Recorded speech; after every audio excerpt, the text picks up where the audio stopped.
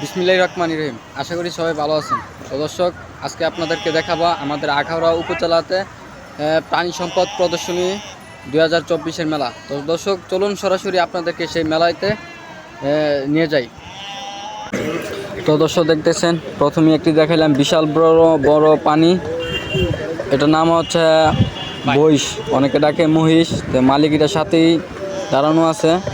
তো দেখতেছেন এটা গলা একটা ঝুনঝুনি ঘুঙ্গুর লাগানো আছে। এটা দুই পাশ দিয়ে দুই বাঁশের মধ্যে বাঁধা রাখছে, যেন এটা যেন না ছুটে যাইতে পারে।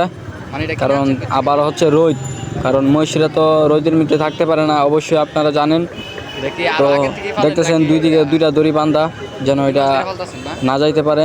এবং এটার জন্য অবশ্যই পানির ব্যবস্থা করা হয়েছে। মালিকের কিছুক্ষণ পর পর এটা শরীরে পানি ছিটিয়ে দিতেছে। এবং এখন চলুন বাকিটা দেখাই।